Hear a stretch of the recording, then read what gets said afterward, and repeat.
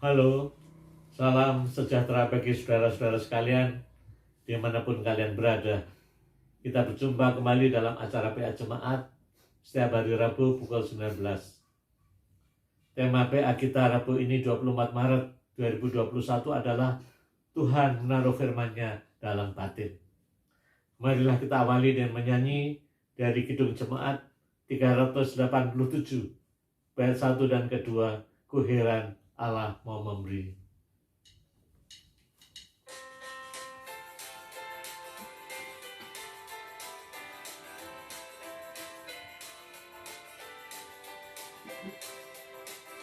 Ku heran Allah mau memberi rahmat-Nya padaku, dan Kristus sudi menebus yang hina bagaiku.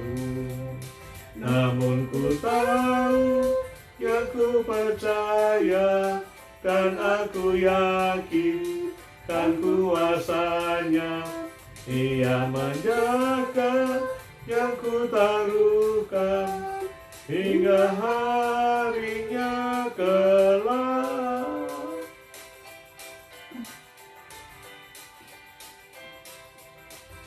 Ku heran oleh rahmat-Nya, hatiku beriman, dan oleh kuasa sabda-Nya jiwaku pun tentram. Namun ku tahu, yang ku percaya, dan aku yakin kan kuasa-Nya. Ia menjaga yang ku taruhkan hingga harinya kelak.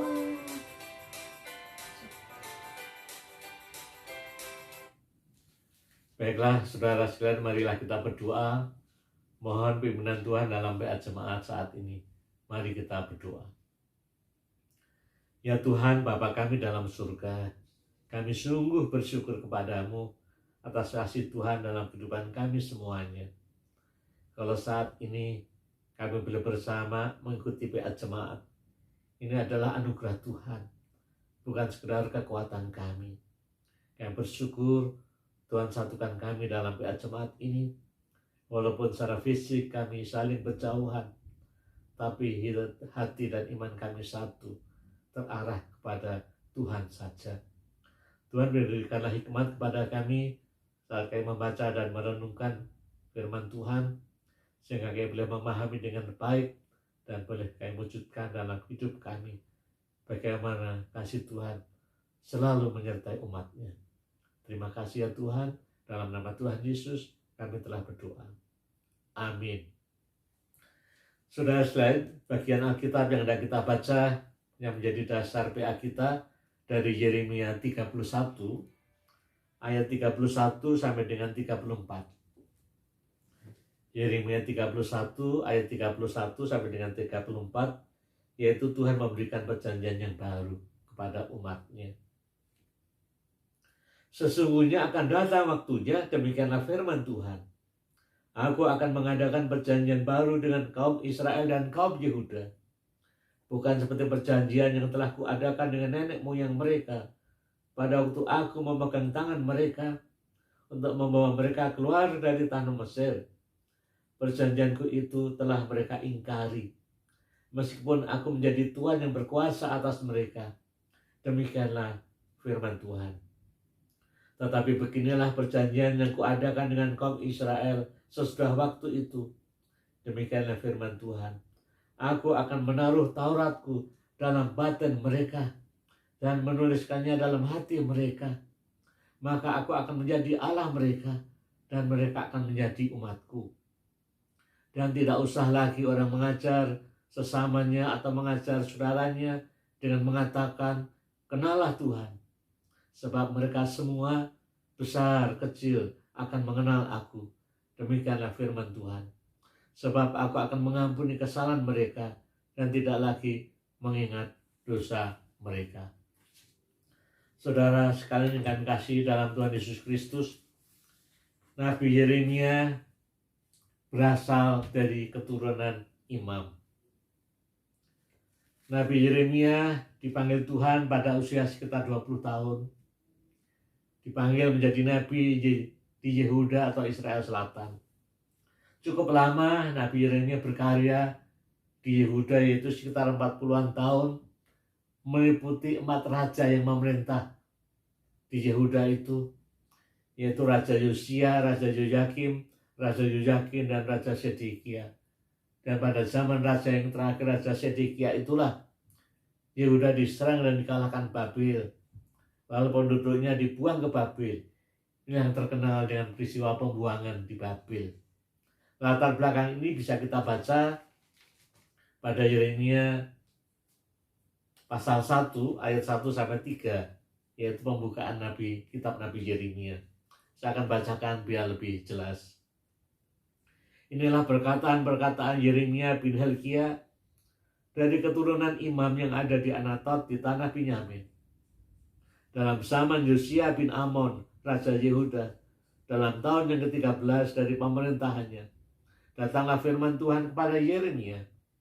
Firman itu datang juga dalam zaman Yoyakim bin Yosia, Raja Yehuda, sampai akhir tahun yang ke-11, zaman Sedekia bin Yosia, Raja Yehuda, hingga penduduk Yerusalem diangkut ke dalam pembuangan dalam bulan yang ke-5. Saudara-saudara, dalam masa karya kenabiannya, Nabi Yeremia yang cukup lama itu, bisa kita bayangkan Nabi Yeremia punya pergumulan bersama dengan umat Yehuda, pergumulan spiritual, pergumulan politis, pergumulan sosial dihadapi Yeremia, dan bagaimana firman Tuhan harus disampaikan. Nabi Yeremia menghayati sekali bahwa relasi Tuhan dengan umatnya adalah seperti relasi suami dan istri. Maka relasi Tuhan dan umatnya harus bisa menunjukkan relasi kasih dan kesetiaan. Tetapi bagaimana kenyataannya? Tuhan sudah menunjukkan kasih dan kesetiaannya kepada umatnya, tapi umatnya lah yang membelakangi Tuhan, tidak menunjukkan kasih dan kesetiaannya. Memang mereka masih beribadah di Yerusalem, di Bait Allah, tetapi kehidupannya tidak disertai dengan perbuatan yang sesuai dengan firman Tuhan. Mereka juga suka menyembah dewa-dewa Baal, dewa-dewa Kanaan. Kehidupan iman dan moral mereka rusak, berlawanan dengan kehendak Tuhan. Tentunya situasi ini sangat menyedihkan Nabi Yeremia. Firman Tuhan yang disampaikan juga tidak didengarkan. Sampailah pada puncaknya hukuman Tuhan atas umat Yehuda, yaitu pada masa Raja Sedekia, raja terakhir dari Yehuda, ya, dikalahkan, diserang dan dikalahkan oleh Raja Babel, Raja Nebukadnezar. Lalu juga Yerusalem dikepung, Bait Allah dibakar, lalu penduduknya dibuang ke Babel. Itulah yang terkenal dengan peristiwa pembuangan di Babel. Selama masa pembuangan itu, Nabi Yeremia tetap menjalin hubungan dengan orang-orang buangan. Dan Nabi Yeremia sendiri juga ikut dibuang, tapi bukan ke Babel, tapi ke daerah Mesir. Walau demikian, Nabi Yeremia tetap menjalin hubungan dengan mereka yang dibuang di Babel. Nabi Yeremia mengingatkan supaya oke lah, terima saja keadaan seperti ini, ya. Ini sementara waktu, nanti Tuhan juga akan memulihkan. Ada waktunya, ada saatnya Tuhan nanti akan membawa kamu kembali ke tanah Kanaan, ke tanah Israel. Waktunya kapan? Ya belum tahu, sesuai waktunya Tuhan.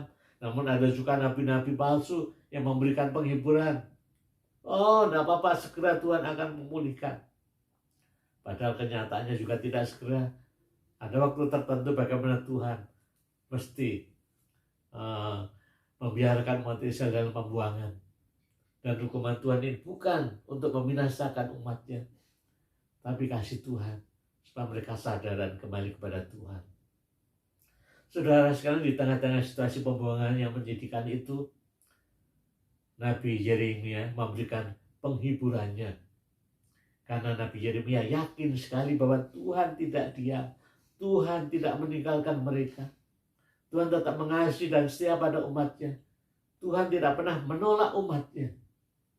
Itu juga dikatakan di dalam Yeremia 31 ayat 37. Saya akan bacakan Yeremia 31 ayat 37. Beginilah firman Tuhan. Sesungguhnya seperti langit di atas tidak terukur, dan dasar-dasar bumi di bawah tidak terselidiki, demikianlah juga aku tidak akan menolak segala keturunan Israel, karena segala apa yang dilakukan mereka. Demikianlah firman Tuhan. Jadi jelas dikatakan, aku, yaitu Tuhan, tidak akan menolak segala keturunan Israel. Apa dasarnya? Dasarnya adalah kasih Tuhan. Tuhan memperbarui perjanjiannya. Perjanjian baru dengan umatnya dibaharui berdasarkan kasih. Dan itulah menjadi bahan PA kita, yaitu Yeremia 31 ayat 31 sampai dengan 34. Tuhan memberikan perjanjian yang baru. Sebab jelas saya akan membaca kembali ayat 31 dan 32. Sesungguhnya akan datang waktunya, demikianlah firman Tuhan, aku akan mengadakan perjanjian baru dengan kaum Israel dan kaum Yehuda. Bukan seperti perjanjian yang telah kuadakan dengan nenek moyang mereka pada waktu aku memegang tangan mereka untuk membawa mereka keluar dari tanah Mesir. Perjanjianku itu telah mereka ingkari, meskipun aku menjadi Tuhan yang berkuasa atas mereka. Demikianlah firman Tuhan. Dikatakan Tuhan mengadakan perjanjian baru dengan umatnya, yaitu umat Israel dan umat Yehuda. Kalau dikatakan perjanjian baru, berarti ada perjanjian sebelumnya. Apa perjanjian sebelumnya? Yaitu dijelaskan pada ayat 32 tadi, yaitu perjanjian dengan nenek moyang Israel. Setelah umat Israel dibebaskan dari tanah Mesir, dari tanah perbudakan, lalu umatnya dituntun Tuhan menuju tanah Kanaan yang dipimpin Musa itu. Dan dalam perjalanan dari Mesir menuju tanah Kanaan itulah sesampai di Gunung Sinai, Tuhan mengadakan perjanjian dengan umat Israel bahwa Tuhan akan terus memimpinnya dan Tuhan akan memberikan tanah Israel. Umat Israel diberikan hukum-hukumnya agar hidupnya baik. Umat Israel juga berjanji untuk setia dan mengikuti hukum-hukum Tuhan. Dalam Keluaran pasal 20, pasal 21, pasal 22, 23, Tuhan memberikan hukum-hukumnya, dan yang terkenal adalah ringkasan hukum Tuhan, yaitu 10 firman Tuhan. Dalam Keluaran pasal 20 ayat 1 sampai 17 yang terkenal, ya, akulah Tuhan Allahmu, ya. Kita coba baca Keluaran 20. Misalnya dalam hukum yang pertama, sebelumnya ada pembukaan, akulah Tuhan Allahmu yang membawa engkau keluar dari Mesir, dari tanah perbudakan. Lalu hukum pertama, jangan ada padamu Allah lain di hadapanku, jangan membuatmu patung, dan seterusnya, jangan menyebut nama Tuhan dengan sembarangan, dan seterusnya, dan seterusnya. Yang terkenal dengan 10 hukum Tuhan. Setelah Tuhan memberikan janji-janjinya dan hukum-hukumnya, lalu terjadilah ikatan perjanjian, ya, kata upacara perjanjian, pengikatan perjanjian itu. Ya, dan ini menarik, itu juga diceritakan bagaimana pengikatan perjanjian itu ditulis pada Keluaran 24 ayat 3 dan 8, ya. Saya baca Keluaran 24 ayat 3 dan 8. Lalu datanglah Musa dan memberitahukan kepada bangsa itu segala firman Tuhan dan segala peraturan itu. Maka seluruh bangsa itu menjawab serentak, segala firman yang telah diucapkan Tuhan itu akan kami lakukan. Ya, itulah janji umat Israel. Lalu ada upacara perjanjian melalui pengorbanan, ya, binatang, darah, korban, dan seterusnya. Lalu ayat yang ke-8. Kemudian Musa mengambil darah itu dan menyiramkannya pada bangsa itu serta berkata, inilah darah perjanjian yang diadakan Tuhan dengan kamu berdasarkan segala firman ini. Ya, itulah perjanjian awal, ya, atau perjanjian yang pertama Tuhan dengan umat Israel. Saudara-saudara sekalian, perjanjian ini tentu mengikat dua belah pihak, yaitu Tuhan dan umatnya. Dan itu berarti Tuhan dan umatnya juga harus sama-sama mematuhinya. Tetapi apakah dalam perjalanan kehidupan umat Tuhan itu mematuhi perjanjian itu? Ternyata tidak, saudara sekalian. Tuhan sudah setia dan menepati perjanjiannya dan memimpin umatnya, juga memberikan tanah Kanaan. Tapi sebaliknya umat Israel, generasi berganti generasi, sampailah zaman kerajaan Israel dipimpin Raja Daud, Raja Salomo. Lalu kerajaan Israel pecah menjadi dua, Israel Utara dan Israel Selatan atau Yehuda. Masing-masing mempunyai rajanya sendiri. Dan raja-raja ini pada umumnya sebagian besar nggak baik, karena tidak mengajak umat atau rakyat Israel setia kepada Tuhan, tapi malah membelakangi Tuhan dan melawan Tuhan. Sampailah pada zaman Nabi Yeremia berkarya, ternyata raja-raja yang memimpin umat Israel juga umat Yehuda ini banyak yang tidak baik, tidak benar, memimpin rakyatnya untuk tidak taat kepada Tuhan. Saudara sekalian, kalau raja dan umatnya katakanlah sudah membelakangi Tuhan, tentu ini sangat menyedihkan Tuhan. Di sini dikatakan pada ayat yang ke-32 tadi, bahwa mereka telah mengingkari, telah mengingkari. Dikatakan demikian, saudara sekalian, perjanjianku itu telah mereka ingkari, meskipun aku menjadi Tuhan yang berkuasa atas mereka. Jadi umat Israel mengingkari perjanjian itu, membelakangi Tuhan, tidak mentaati lagi hukum-hukum Tuhan, bahkan menyembah dewa-dewa dan seterusnya. Lalu bagaimana sikap Tuhan terhadap umat Israel dan umat Yehuda yang mengingkari perjanjian Tuhan itu? Apakah Tuhan lalu menghukum umatnya? Ya, memang Tuhan menghukum umatnya, tapi bukan untuk membinasakan umatnya. Hukuman Tuhan adalah demi kasih-Nya, supaya umatnya kembali sadar, ingat Tuhan, dan kembali kepada Tuhan. Dan hukuman itu memang terjadi. Umat Israel Utara sudah dikalahkan dahulu pada tahun 722 sebelum Masehi oleh bangsa Asyur. Lalu umat Yehuda Israel Selatan dikalahkan bangsa Babil tahun 586 sebelum Masehi, yang penduduknya dibuang ke Babil. Itulah masa pembuangan dan juga masa-masa Nabi Yeremia berkarya.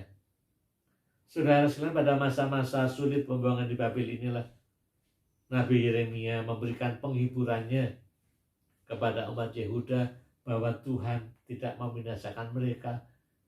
Tuhan tetap ingat dan tidak menolak mereka. Tuhan mengampuni mereka.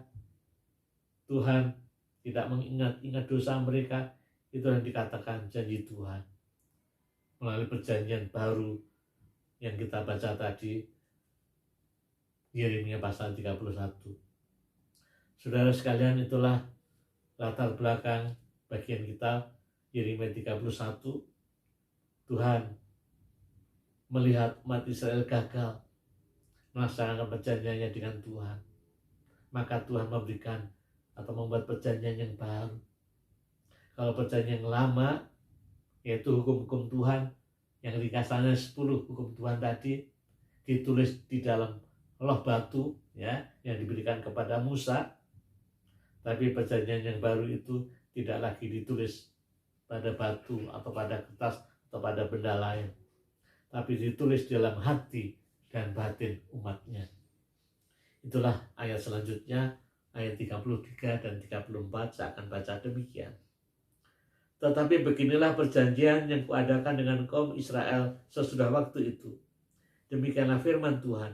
Aku akan menaruh Tauratku dalam batin mereka dan menuliskannya dalam hati mereka. Maka aku akan menjadi Allah mereka dan mereka akan menjadi umatku. Dan tidak usah lagi orang mengajar sesamanya atau mengajar saudaranya dengan mengatakan, kenallah Tuhan. Sebab mereka semua besar kecil akan mengenal aku. Demikianlah firman Tuhan. Sebab aku akan mengampuni kesalahan mereka dan tidak lagi mengingat dosa mereka. Dikatakan aku akan menaruh Tauratku atau firman Tuhan dalam batin mereka dan menuliskannya dalam hati mereka. Di sini kata batin dan hati itu sinonim. Artinya adalah pusat kesadaran manusia, pusat kehendak manusia, pusat kehidupan manusia. Di pusat kesadaran manusia itulah Allah menaruh dan menuliskan firman-Nya dalam hati mereka. Oleh karena itu manusia mempunyai kesadaran akan adanya Allah dan tidak perlu lagu diajar-ajar, diberitahu oleh orang lain, tetapi mereka diberikan kesadaran untuk mengenal dan merasakan kasih Allah. Bahkan lebih daripada itu, tidak hanya manusia menyadari adanya Allah, tapi juga manusia bisa mengalami dan merasakan bahwa Allah sanggup mengampuni kesalahan mereka. Dan Allah tidak mengingat-ingat dosa mereka lagi. Inilah perjanjian baru yang Allah berikan kepada umat-Nya, juga kepada kita semua. Karena itu perjanjian yang berlaku seterusnya. Perjanjian baru itu berlaku seterusnya juga bagi kita sekarang pada masa kini dan bagi semua orang. Bahwa Allah menaruh firman-Nya dalam hati kita, agar kita mempunyai kesadaran akan adanya Allah dan kasih Allah. Bahkan kesadaran bahwa Allah mau mengampuni dosa dan kesalahan kita. Saudara sekalian, secara lebih konkret dan jelas, perjanjian baru Allah ini diwujudkan melalui kematian dan kebangkitan Tuhan Yesus untuk mengampuni kesalahan dan dosa kita.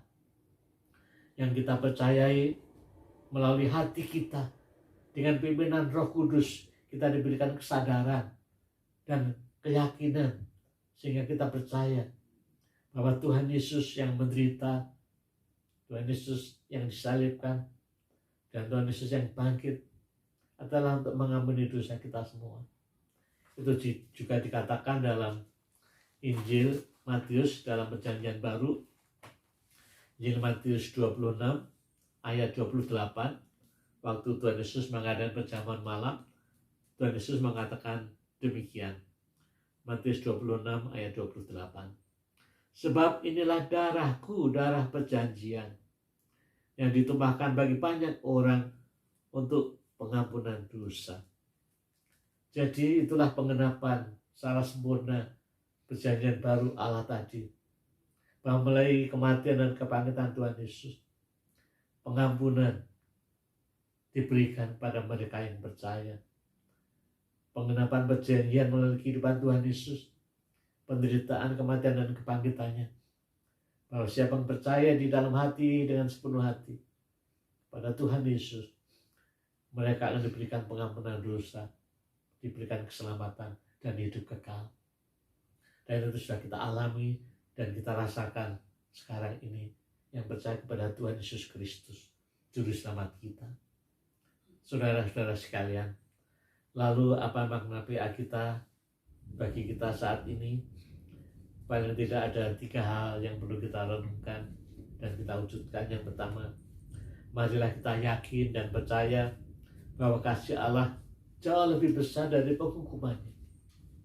Allah memang bisa menghukum umatnya, menghukum kita, tapi itu sebenarnya dalam rangka Allah mengasihi kita, agar kita sadar dan kembali kepada Tuhan. Dan kasih Allah ini diwujudkan secara sempurna melalui perjanjian baru, di mana firman-Nya diberikan dalam hati kita, sehingga kita bisa percaya dan mengenali kasih Allah, yaitu melalui Kristus Yesus yang mati dan bangkit untuk mengampuni dosa kita semua, untuk menyelamatkan kita semuanya. Marilah kita meyakini hal ini, tidak ragu lagi bahwa kasih Allah begitu besar, sehingga Allah memberikan putra yang tunggal, Tuhan Yesus Kristus, supaya barang siapa percaya kepadanya tidak binasa, melainkan beroleh hidup yang kekal. Ini yang pertama. Jangan goyah, tetap yakin dan percaya Allah mengasihi kita dalam Kristus, mengampuni dan menyelamatkan kita semua. Lalu yang kedua, lalu bagaimana kalau orang percaya berbuat dosa? Oh, bisa saja orang bisa percaya, saudara dan saya, berbuat dosa. Tapi dengan berbuat dosa, segera sadarlah dan kembali kepada Tuhan. Bertobatlah. Jangan kita berbuat dosa lalu merasa keenakan dan senang sehingga berkanjang dalam dosa. Ini yang tidak boleh. Berkanjang dalam dosa itu artinya kita senang dalam dosa itu. Kita menikmati dosa itu. Dan kadang-kadang secara manusiawi memang sepertinya menyenangkan. Tapi itu membinasakan dosa. Yang tidak boleh adalah kalau kita bersatu dengan dosa. Karena apa? Karena sebenarnya hidup kita itu sudah diselamatkan Tuhan. Hidup kita di tangan Tuhan. Tidak layak lagi kalau hidup kita serahkan pada dosa. Maka begitu kita sadar akan dosa, kembalilah kepada Tuhan. Jangan terus-terusan di sana, jangan berkancang dalam dosa. Kembalilah kepada Tuhan. Lalu yang ketiga, kita harus bersyukur kepada Tuhan senantiasa, karena Tuhan sudah mengampuni dan menyelamatkan kita. Dan hati yang bersyukur ya akan mendorong hidup kita untuk menyenangkan Tuhan, bukan untuk menyedihkan Tuhan. Hati yang bersyukur mendorong kita untuk hidup berbuah-buah, memuliakan Tuhan, bukan melakukan hal yang tercemar di hadapan Tuhan. Saudara-saudara sekalian, dalam rangka juga Prapaskah menuju Paskah ya, minggu depan juga perayaan Jumat Agung. Mari kita menghayati kembali begitu besar kasih Allah akan dunia ini, akan kita semua. Sehingga Yesus datang ke dalam dunia, menderita dan bangkit untuk keselamatan kita dan dunia ini. Itulah perjanjian baru dari Allah, perjanjian yang menyelamatkan kita semuanya. Amin. Saudara sekalian, marilah kita menaikkan doa syafaat kita. Mari kita berdoa. Ya Tuhan Bapa kami dalam surga, kami bersyukur kepadamu dalam masa-masa minggu Prapaskah ini. Kami dimantapkan kembali iman kami bahwa Tuhan mengasihi kami semua, jauh melebihi penghukumannya. Tuhan sudah berupaya bagaimana mengasihi umatnya, umat Israel juga kami. Tuhan tidak membiarkan manusia hidup dalam dosa. Memang Engkau bisa menghukum kami, tapi dalam rangka Engkau mengasihi kami semua. Tuhan tolonglah kami agar kami terus menyadari betapa besar kasih Allah, sehingga kami Kau selamatkan. Dan kini hidup kami ada dalam tangan Tuhan. Kami sungguh bersyukur. Kiranya dalam rangka Prapaskah, nanti juga minggu depan, Jumat Agung dan Paskah, kematian dan kebangkitan Tuhan Yesus, kami boleh merayakan dengan penuh syukur dan sukacita. Yang boleh terus merasakan kasih-Mu itu. Yang berdoa untuk panitia Paskah dalam menyiapkan serangkaian acara dalam rangka Paskah, juga majelis jemaat dalam menyiapkan ibadah-ibadahnya. Ya Tuhan, berkatilah itu semuanya, sehingga boleh membangun iman jemaat-Mu. Kami terus berdoa untuk seluruh anggota jemaat simpatisan GKI Taman Cipunir Bandung dan kami semua yang mengikuti acara PA ini. Tuhan, berkatilah hidup mereka, mantapkanlah iman mereka, sehingga mereka selalu bersyukur kepada Tuhan. Kalaupun mereka menghadapi masalah dan pergumulan yang berat, mungkin masalah keluarga, masalah pekerjaan, masalah sakit penyakit atau yang lain, biarlah mereka tetap yakin bahwa Tuhan tidak pernah meninggalkannya. Ada Tuhan menyertai mereka. Bahkan kasih Tuhan sudah menyelamatkan mereka.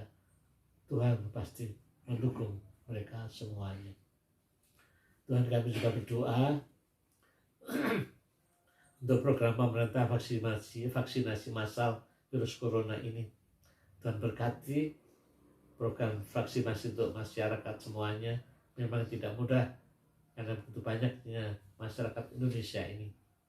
Dan biarlah dengan pimpinan Tuhan, mereka yang diserahi untuk vaksinasi, juga masyarakat boleh dengan tertib taat menjalankan vaksinasi itu, sehingga kekebalan secara umum boleh ada pada masyarakat dan bangsa Indonesia ini, sehingga kehidupan bisa pulih dan pandemi bisa diatasi. Dan berikan hikmat kepada pemerintahan kami dalam mengatur semuanya ini. Terima kasih ya Tuhan, inilah doa kami yang panjatkan dalam nama Tuhan kami, Yesus Kristus. Amin. Saudara-saudara sekalian, sampai di sini PA kita minggu ini. Marilah kita akhiri dengan menyanyi dari NKB 213, ayat 1 dan kedua. Kita sudah ditebus olehnya.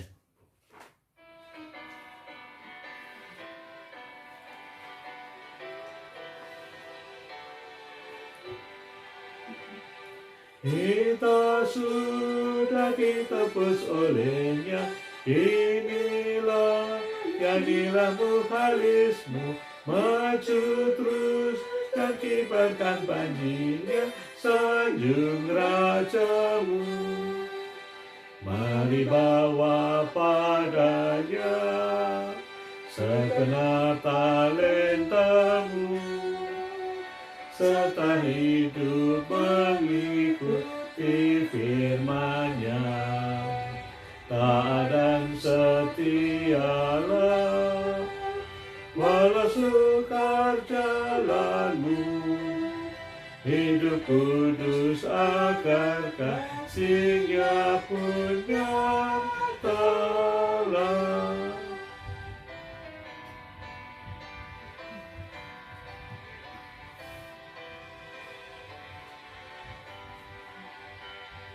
Dan layak telah terduga, walau badai datang melandamu, janganlah semu melayaninya, sanjung rajamu.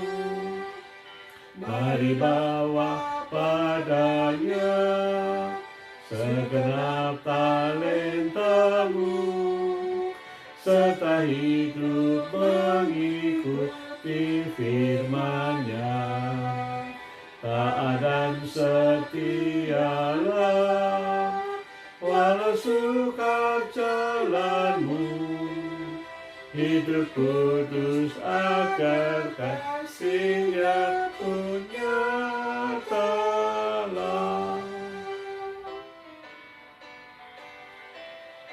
Saudara sekalian, Tuhan sudah menyelamatkan dan mengampuni kita semua.